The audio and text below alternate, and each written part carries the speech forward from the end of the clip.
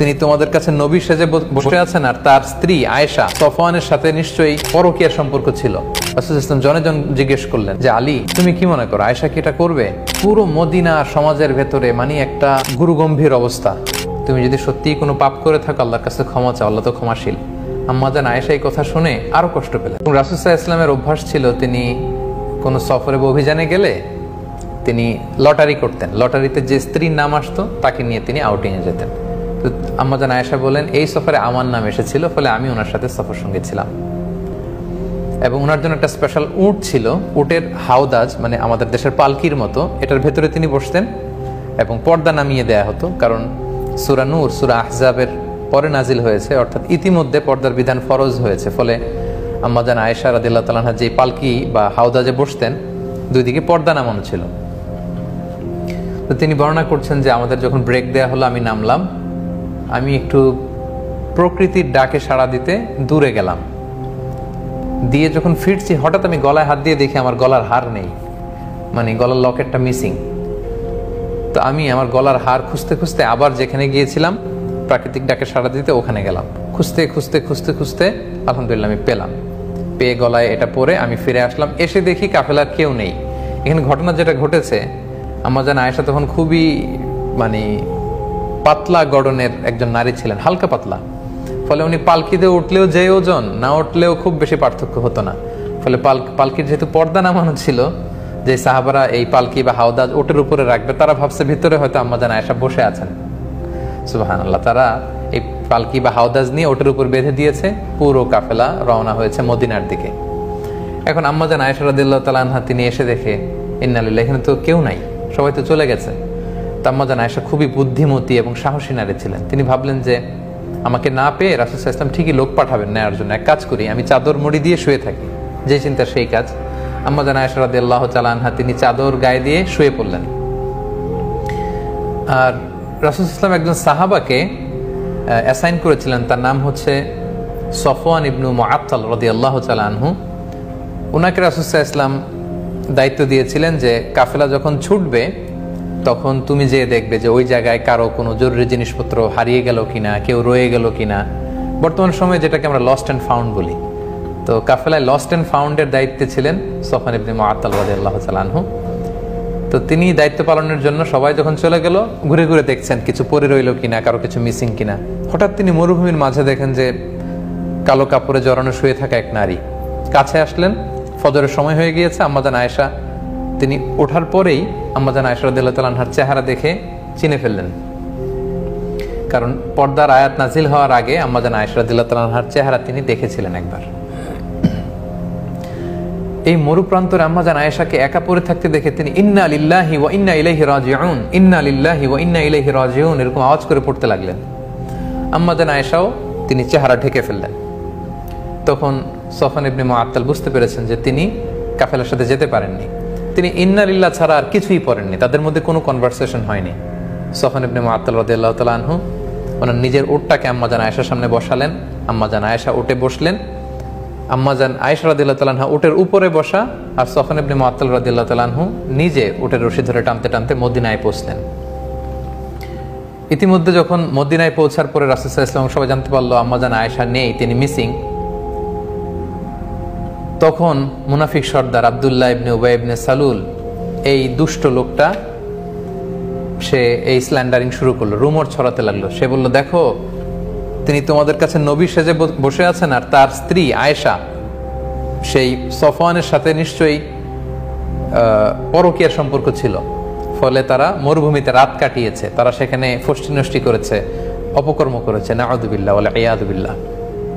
এটা ছড়াতে লাগলো এবং এই কথা এক কান দুই কান করতে করতে পুরো মদিনায় ছড়ায় গেল। আম্মাজান আয়েশা পৌঁছলেন, তিনি কিন্তু এই কথা কিছুই জানলেন না। আম্মাজান আয়েশা রাদিয়াল্লাহু তাআলা আনহা তিনি মদিনায় পৌঁছার পরই প্রচন্ড জ্বরে আক্রান্ত হলেন, প্রচন্ড জ্বর। আর ওই দিক দিয়ে পুরো মদিনায় এই মুনাফিক এই কথা ছড়াতে লাগলো যে আয়েশা রাত কাটিয়েছে সফওয়ানের সাথে, তাদের মধ্যে সম্পর্ক আছে। দুঃখজনক হলেও সত্য, এই মুনাফিকদের সাথে পড়ে কয়েকজন মুমিন, যেমন রাসূল সাল্লাল্লাহু আলাইহি ওয়াসাল্লামের সভাকবি হাসান বিন সাবিত রাদিয়াল্লাহু তাআলা আনহু, তারপর আবু বকর রাদিয়াল্লাহু তাআলা আনহুর একজন আত্মীয় তার নাম হচ্ছে মিস্তা ইবনে উসাস রাদিয়াল্লাহু তাআলা আনহু, এবং রাসূল সাল্লাল্লাহু আলাইহি ওয়াসাল্লামের শালিকা হামনা বিনতে জাহাশ, এই জাতীয় কয়েকজন লোকও এই রুমর এই গুজবে কান দিয়ে তারা এটাতে ছড়িয়ে পড়লো, জড়ায় পড়লো, তারাও এটা ছড়াতে লাগলো। পুরো মদিনা সমাজের ভেতরে মানে একটা গুরুগম্ভীর অবস্থা, সবার মধ্যে শুধু কানাঘুষা কানাঘুষা কানাঘুষা। তো মজার ব্যাপার, আম্মা জান আয়েশা রাদিয়াল্লাহু তাআলা আনহা এগুলো কিছুই জানতেন না। তিনি আল্লাহওয়ালা নারী, বাসায় এসে জ্বরে আক্রান্ত, চিকিৎসা নিচ্ছেন, আল্লাহর কাছে দোয়া করতেছেন, তিনি এগুলো কিছুই জানেন না। কিন্তু আম্মা জান আয়েশা এটা টের পেলেন যে রাসূল সাল্লাল্লাহু আলাইহি ওয়াসাল্লাম আগে যে ভালোবাসা দেখাতেন এই ভালোবাসার এখন দেখান না। শুধু ঘরে আসলে সালাম দেন, কেমন আছো জিজ্ঞেস করেন, এতটুকুই। তিনি একদিন বললেন, ইয়া রাসূলুল্লাহ, আমি অসুস্থ, আমি আমার বাপের বাড়িতে যাব। রাসূল বললেন, যাও। তিনি গেলেন, তখনও জানেন না। বাপের বাড়িতে একদিন নারীদের সাথে করে তিনি মরুভূমিতে প্রাকৃতিক ডাকে সাড়া দিতে যাবেন, তখন একজন তাকে বলল যে আয়েশা, তোমার নামে তো মদিনার সোসাইটিতে এই কথা ছড়াচ্ছে। ওই প্রথম আম্মা জান আয়েশা রাদিয়াল্লাহু তাআলা আনহা শুনে তিনি আকাশ থেকে যেন পড়লেন। তিনি যতটুকু অসুস্থ ছিলেন এটা শুনে মানসিকভাবে আরো অসুস্থ হয়ে পড়লেন। তিনি বলেন যে কাঁদতে কাঁদতে যেন আমার চোখের পানি শেষ হয়ে গেল, যে আমাকে নিয়ে সমাজে এত বাজে কথা হচ্ছে।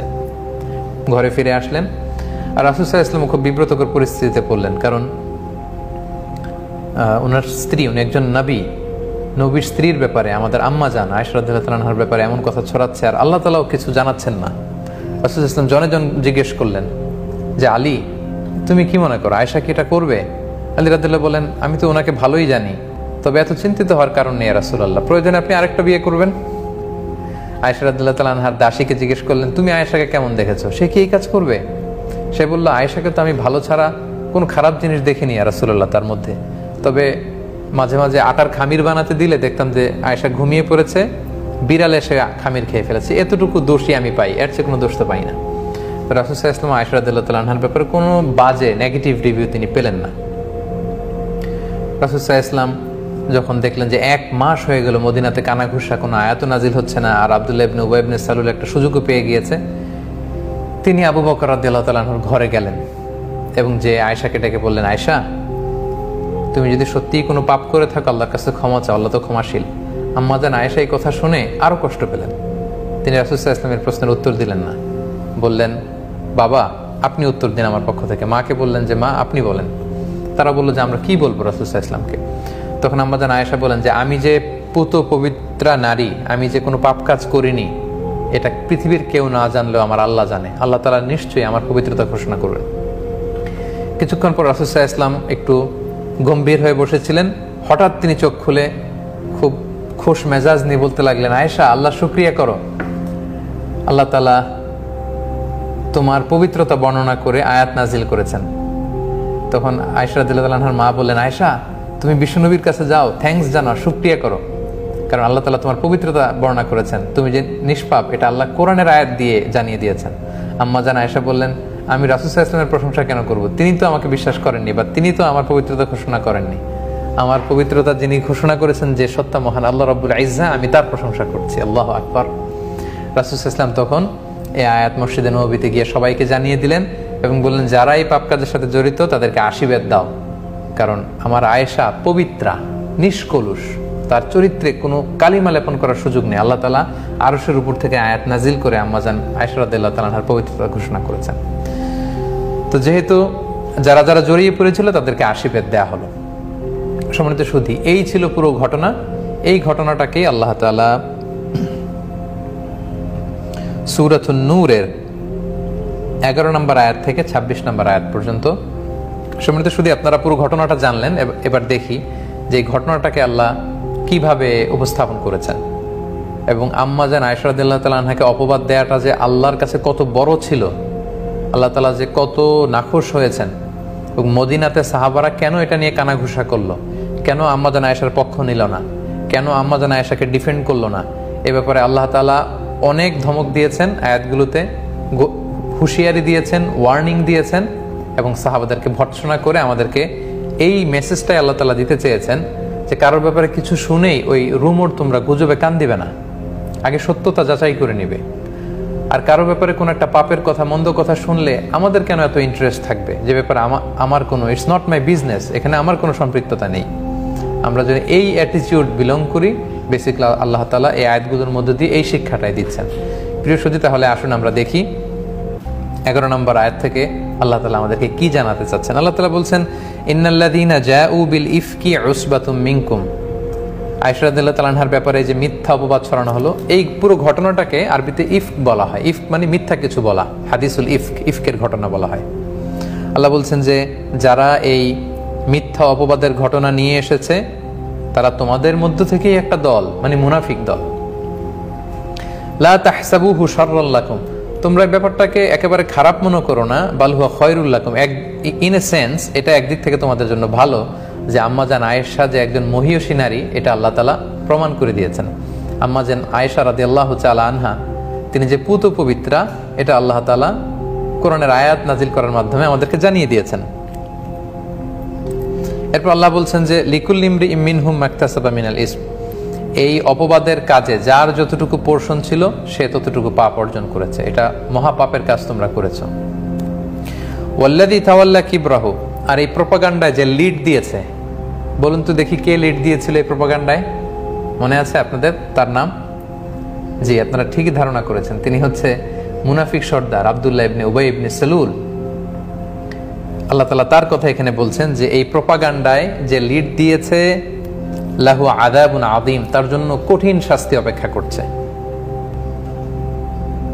কঠিন শাস্তি তার জন্য অপেক্ষা করছে। লাউলা ইজ সামি'তুমুহু যান্নাল মুমিনুনা ওয়াল মুমিনাতু বিআনফুসিহিম খায়রা, আল্লাহ বলছেন যখন তোমরা আয়েশার ব্যাপারে এটা শুনলে, তোমরা বিশ্বাসী নারী পুরুষরা নিজেদের ব্যাপারে ভালো ধারণা কেন করলে না?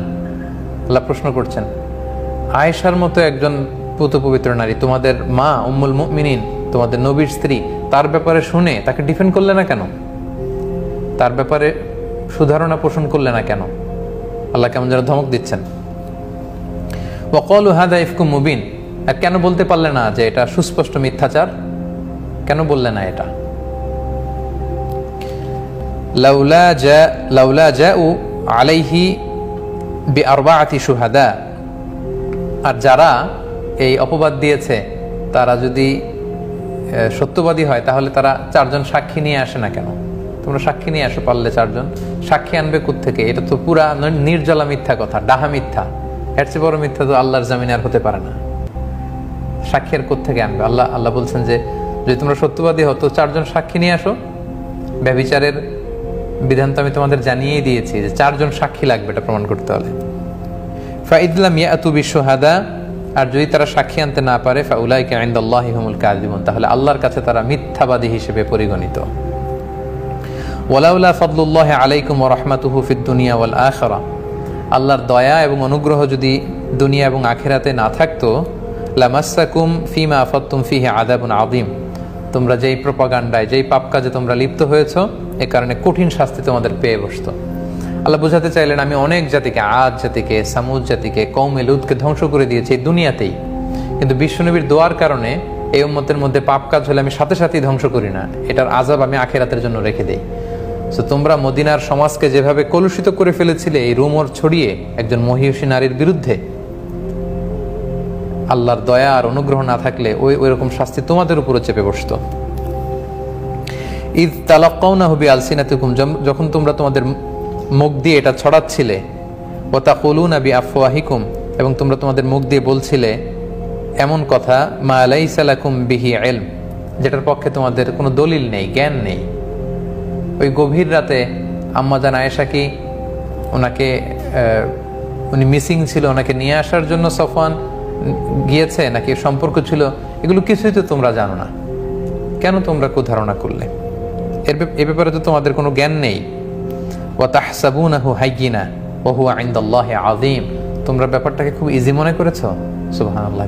প্রিয় ভাইরা, যারা আরবি বোঝেন, আরবি ভাষার জ্ঞান যাদের আছে, তারা মানে বুঝতে পারবেন যে কত সুইট, কত চমৎকার অল্প কথায় মানে আল্লাহ তাআলা এই এক্সপ্রেশনটা দিয়েছেন যে তাহসাবুনাহু হাইয়িনা, তোমরা এটাকে ইজি ম্যাটার মনে করো, ওয়া হুয়া ইনদাল্লাহি আযীম, খবরদার এটা আল্লাহর কাছে অনেক বড় ব্যাপার।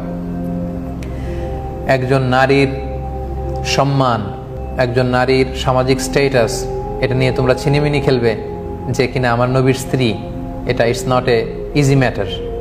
তাহসাবুনাহু হাইয়িনা, তোমরা সহজ মনে করেছো আর 1 মাস যাবত এটা নিয়ে কানাঘুষা করেছো, মজা নিয়েছো। জেনে রাখো হুয়া ইনদাল্লাহি আযীম, আল্লাহর কাছে এটা ছোট্ট কোনো ব্যাপার নয়, এটা আল্লাহ তাআলার কাছে অনেক বড় একটা ব্যাপার। তোমাদের কাছে ছোট হতে পারে, আল্লাহ তাআলার কাছে এটা অনেক অনেক বড় একটা ব্যাপার। ওয়ালাউলা ইয সামি'তুমুহু কুলতুম মা ইয়াকুনু লানা আন নাতাকাল্লামা বিহাদা। প্রিয় সুধী, খেয়াল করে দেখেন, আল্লাহ অল্প কথায় বললেই হতো যে তোমরা ভুল করেছো, এটা মিথ্যা, আয়েশা পুত পবিত্র না। আল্লাহ অল্প কথায় ক্ষান্ত হচ্ছেন না, নানা এক্সপ্রেশন দিয়ে নানাভাবে বোঝাতে চাচ্ছেন যে মদিনার সমাজে যারা বিশ্বাসী, রাসূল সাল্লাল্লাহু আলাইহি ওয়াসাল্লামের সহযোগী, তাদের মধ্যে এরকম রুমর ছড়ানো, কানাঘুষা এটা প্রত্যাশিত নয়। এবং এই আয়াতগুলোর মধ্য দিয়ে সাহাবাদের মধ্যকার এই ঘটে যাওয়া ঘটনা দিয়ে মূলত আমাদের এই একবিংশ শতাব্দীতে আমরা আমাদের সমাজকে কিভাবে সুন্দর রাখতে পারি সেই দিক নির্দেশনা কিন্তু আল্লাহ তাআলা দিয়েছেন, যে আমরা যেন অন্যের কোনো গোপন বিষয় নিয়ে নাক না গলায়। আমরা প্রায় সোশ্যাল মিডিয়ায় দেখি যে অমুক নেতার গোপন ভিডিও ফাঁস, অমুকের স্ক্যান্ডাল, অমুকের এইটা, অমুক নায়ক অমুক নায়িকার সাথে কি করেছে অমুক নেতা। It's none of our business dear brothers and sisters. প্রিয় ভাই এবং বোনেরা, এগুলো আমাদের বিশ্বাসীদের কাজ হতে পারে না। কার গোপন ভিডিও ফাঁস হলো এটা শেয়ার করা, লিঙ্ক চাওয়া। আমরা প্রায় দেখি যে তোমার কাছে লিঙ্ক আছে, লিঙ্ক দাও। What is this? এটা তো কোনো বিশ্বাসী নারী পুরুষের চরিত্র হতে পারে না, প্রিয় ভাই এবং বোনেরা। এবং আল্লাহ তাআলা এই সেন্সটা যাতে আমাদের মধ্যে ডেভেলপ করে, বারবার তিনি এটাই বোঝাতে চাচ্ছেন। আল্লাহ বলছেন যে যখন তোমরা এই গুজব বা রুমর শুনলে, তোমরা কেন বললে না যে আমাদের এ ব্যাপারে কথা বলা উচিত না, আমাদের আসলে কোনো কমেন্ট করা উচিত না, এমনটা কেন বললে না? সুবহানাকা হাযা বুহতানুন আযীম, সুবহানাক, সুবহানাল্লাহ, এটা তো সুস্পষ্ট মিথ্যাচার, এটা কেন বললে না? এই কথাটা বেসিক্যালি সুবহানাকা হাযা বুহতানুন আযীম, এটা আবু আইয়ুব আল আনসারী রাদিয়াল্লাহু তাআলা আনহুর একটা কথা।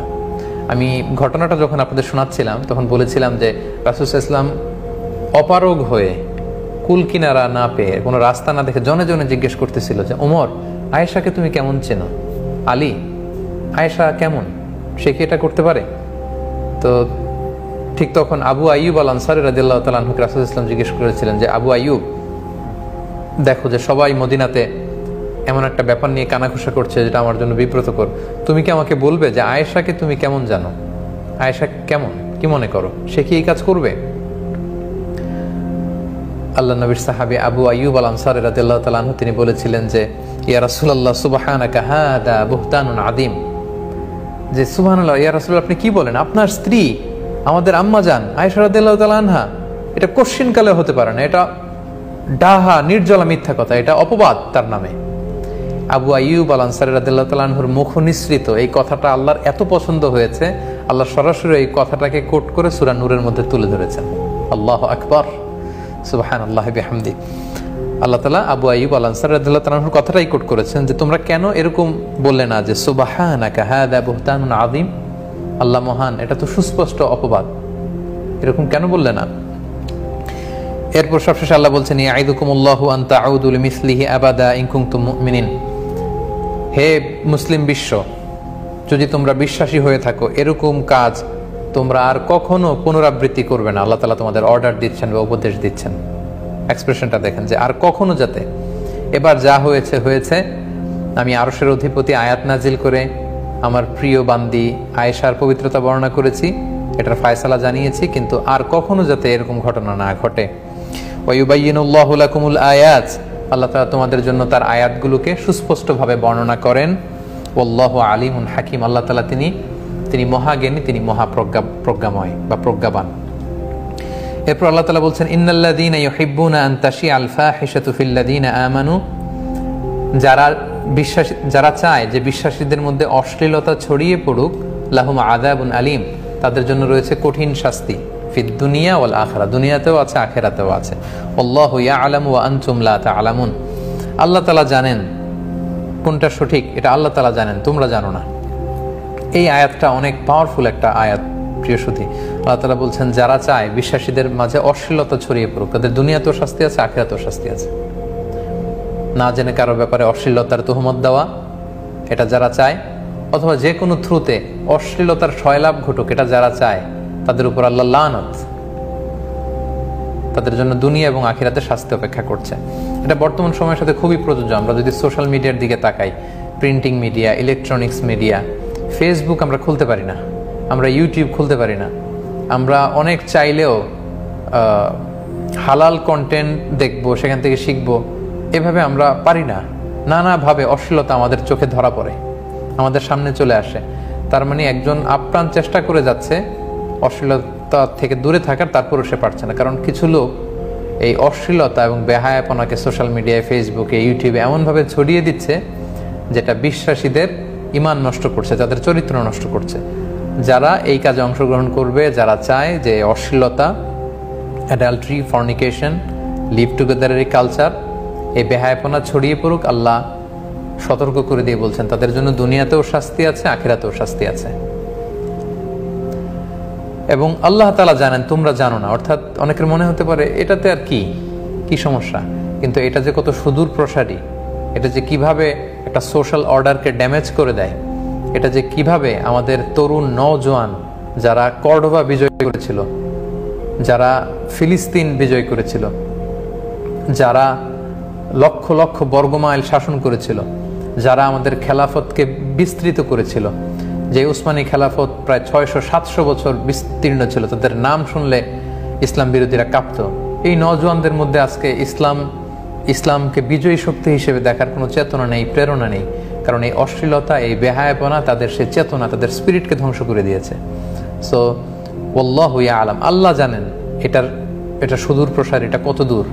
ওয়ান্তুম লা তা'লাম, তোমরা জানো না, তোমরা মনে করো যে এটা খুব সিম্পল ম্যাটার। না, ওয়া হুয়া ইনদাল্লাহি আযীম, এটা আল্লাহর কাছে অনেক বড় ব্যাপার। এরপর আল্লাহ তাআলা বলছেন, ওয়ালাউলা ফাদলুল্লাহি আলাইকুম ওয়া রাহমাতুহু, আল্লাহর দয়া এবং অনুগ্রহ যদি না থাকতো তোমাদের উপর, তাহলে কিন্তু আল্লাহর শাস্তি তোমাদেরকে পাকড়াও করতো। আল্লাহ সুযোগ দেন, ছাড় দেন, আল্লাহ সব সময় ধরে না। তিনি যখন পাকড়াও করেন, যখন তিনি ধরেন, তখন তিনি ছাড়েন না। সো আল্লাহ তাআলার সেই পাকড়াও, সেই শাস্তির ভয় যেন আমরা করি। ও আন্নাল্লাহা রাউফুর রহিম। তবে কেউ যদি আবার এই পাপের পথ ছেড়ে দিয়ে সত্যের পথে আসে, কল্যাণের পথে আসে, পবিত্রতার পথে আসে, সমৃদ্ধির পথে আসে, আল্লাহ তাআলা তার প্রতি দয়াশীল, আল্লাহ তাআলা তার প্রতি মেহেরবান।